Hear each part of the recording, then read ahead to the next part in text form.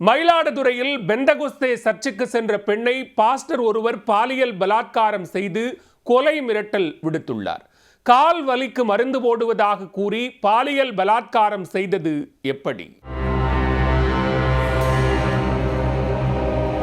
மயிலாடுதுறை அருகே திருவாளப்புத்தூர் புத்தகரம் மேலத்தெருவில் பிலிப் என்பவர் பெந்தகோஸ்து கிறிஸ்தவ சபை நடத்தி வருகிறார்.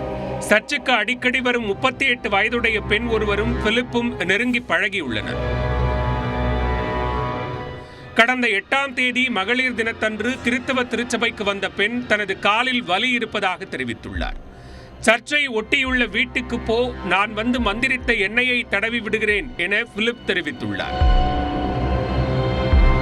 அதே போன்று வீட்டிற்குள் அந்த பெண் காத்திருக்க சிறிது நேரத்தில் வந்த பிலிப் கதவை உள்தாழ்பால் போட்டுவிட்டு பெண்ணின் காலில் எண்ணெயை தடவியுள்ளார். அத்துடன் அந்த பெண்ணை வலுக்கட்டாயமாக பாலியல் பலாத்காரம் செய்துள்ளார். அறைக்குள் நடந்ததை யாரிடமும் சொல்லக்கூடாது, சொன்னால் உன்னை கொன்றுவிடுவேன் என கொலை மிரட்டல் விடுத்துள்ளார் பிலிப். பாதிக்கப்பட்ட பெண் அங்கிருந்து பயந்து சென்று மாதர் சங்க நிர்வாகிகளிடம் தெரிவித்து அழுதிருக்கிறார். மாதர் சங்கத்தின் உதவியுடன் அவர் மயிலாடுதுறை அனைத்து மகளிர் காவல் நிலையத்தில் புகார் அளித்துள்ளார். புகாரை விசாரித்த காவல் ஆய்வாளர் நாகவள்ளி நடைபெற்ற சம்பவம் உண்மை என்பதை தெரிந்து கொண்டார்.